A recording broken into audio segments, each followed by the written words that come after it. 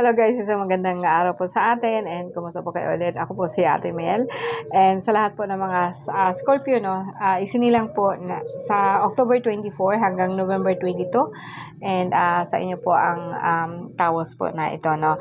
And uulitin ko lang po ulit ang mechanics po natin is pag nanonood po kayo nito, isipin po ninyo na nandito po kayo sa harap ko and nasa harap po kayo ng altar ko and sa pamagitan po ng mahal na Jesus, lahat po ng aking mga santo ninyo, ang aking mahal na ina and ang aking mahal na San Miguel Arcangel, no.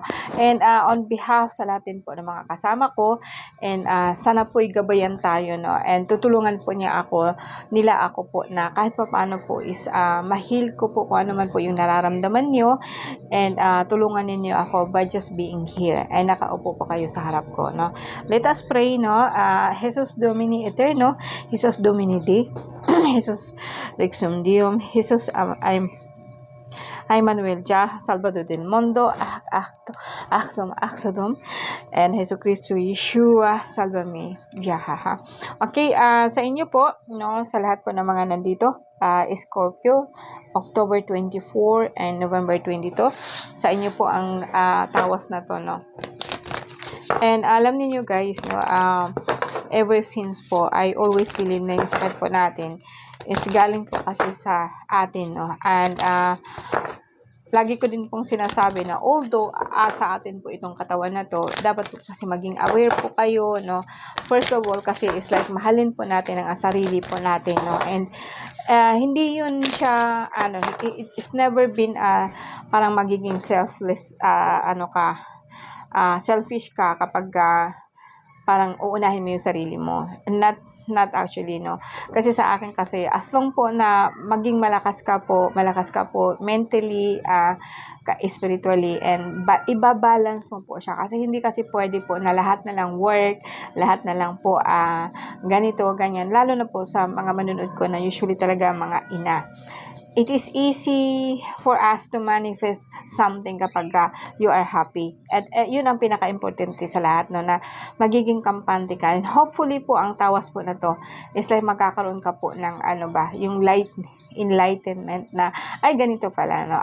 So, sa inyo guys, kasi alam kong mas marami tayong mga ina, no, kalma lang kasi kayo. And hindi mo kailangan talagang magbalat ng buto para makuha mo yung gusto mo. And we are woman, actually. We are feminine force. And yun ang gusto ko na pukawin po sa atin. Huwag kayong mag-isip po na hindi mo kaya halos tinatrabaho mo lahat, no, ganito, ganyan, no. You have to be firm and you have to be strong. Okay? Then, sa inyo sa Scorpio, lalo na itong Scorpio, masyado po itong malalim. And too big po ang Scorpio under the influence of the moon. Okay? Scorpio, October 24. Okay, sorry. Naglabasan na yung mga ko. Okay, October 24.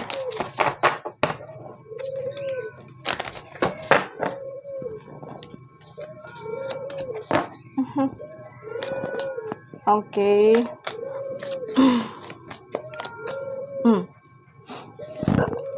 Mag-asawang engkantada. Okay, parang kumbaga sa akin, masakit lang po ang likod kung lalaki to, no. Huwag ka na munang masyadong mag-iinom, no. Huwag po ikaw masyado sa barkada, inuman, no. Kasi parang sa akin po, doon sa inuman, makukuha mo yung sakit mo, no. Okay, dito anyway, it's not very bad na sa mga Scorpio. Sa ngayon lang po, kung ikaw po isang lalaki, may problema po ikaw sa lagusan po ng ihi mo. Kaya po ikaw nakakaramdam po na parang may lagnat ka sa ilalim, no. Actually, it's an infection kasi parang kumbaga sa akin, yung hindi ka pa naman talaga yung tinatawag po natin na may problema sa pag-ihi, may prostate, kundi parang mga sintomas na to na ingatan mo ang mga kinakain mo. Huwag ka na po masyadong kumakain po ng mga malalana at saka yung maaalat, no? Lalo na po sa mga chichirya, sa mga bata. Kasi po, nangalay na po yung balakang mo hanggang sa likod, no? Balakang mo hanggang sa paa. But then, may mga rashes ka na po na nakikita ko. Minsan, mainit ang ulo, nawawala sa, ano ba, yung nawawala sa wisyo. Yung parang, minsan nakakalimot ka kung ano po yung ginagawa mo, no? And may nakita din po ako na medyo tumataas po, both po ang sugar mo, pero hindi naman siya ganun pakagrabe, no? Kung lalaki ka, bawasan mo ang paglabas-labas at pag-iinom doon kasi minsan yung inuman hindi pa maganda, may mga tao po talagang salbahe at kung ano-anong nilalagay dyan sa inuman mo. Okay? Scorpio 10-24, ulitin po natin, no?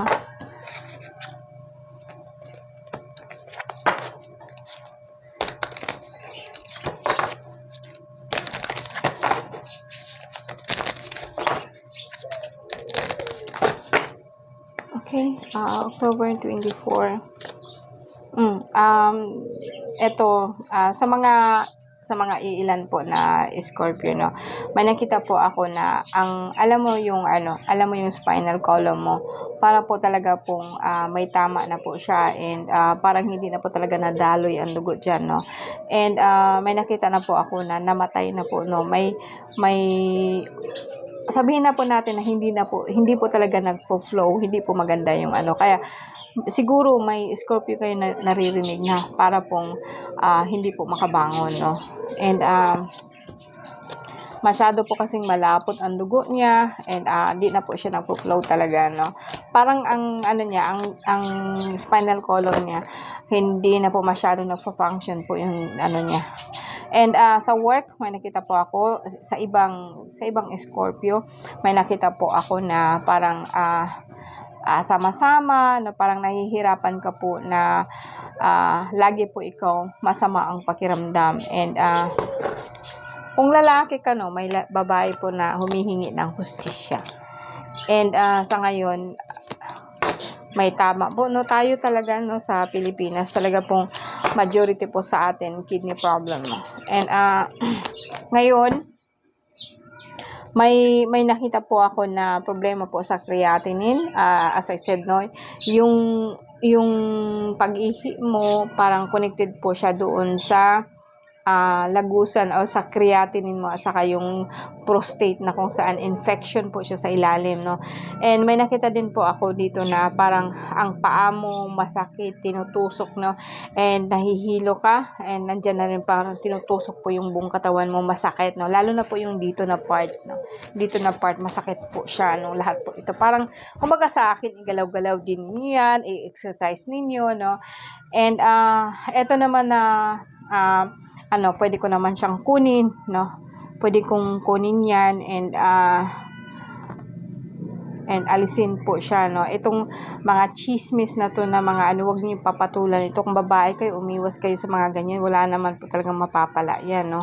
And may nakita din po ako dito na parang sikmura, no, masyadong masakit ang sikmura, o lagi ka pong sinisikmura, bloated po ang tiyan. Pero okay naman po ang dugo mo, yung hypertension, yung malapot lang po ang dugo mo, pero yung pula, okay naman po, no. So, sa akin, more on sa kidney ang tama mo, no.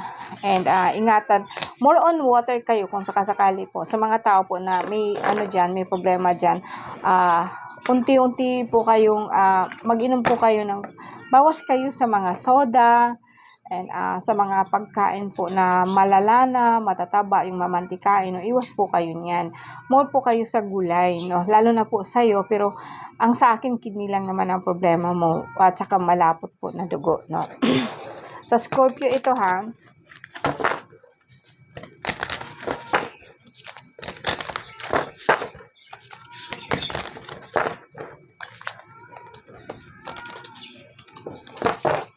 Okay, isa na lang po, no. We are already 9 minutes, no.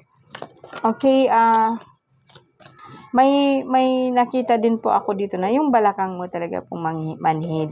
And hindi ka na po ba nakakalakad, or may tubig na po ba ang ang balakang mo, no?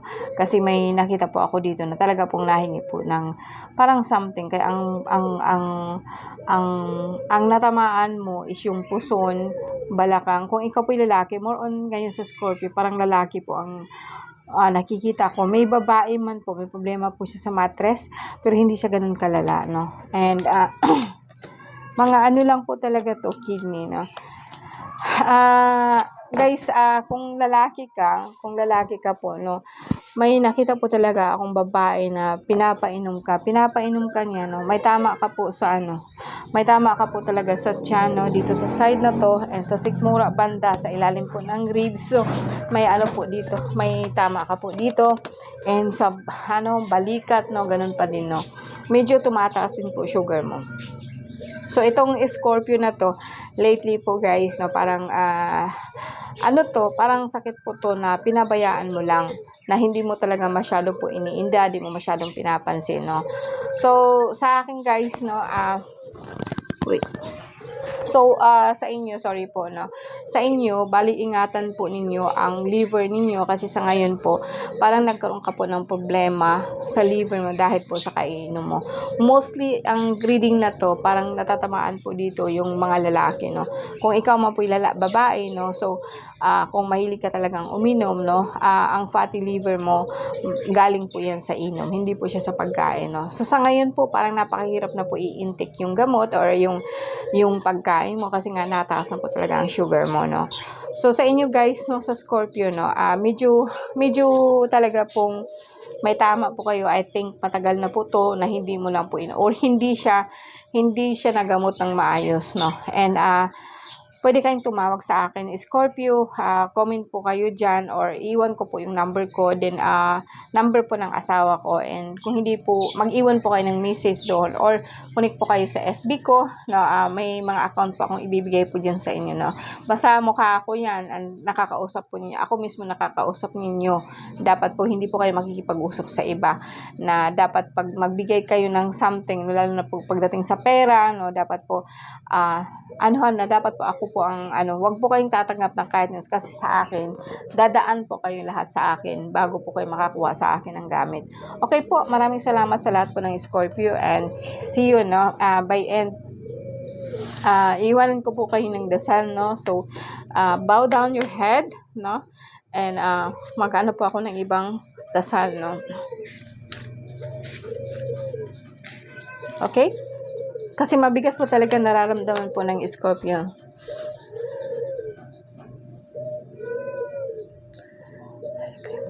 Cristo, Cristo, Jesus,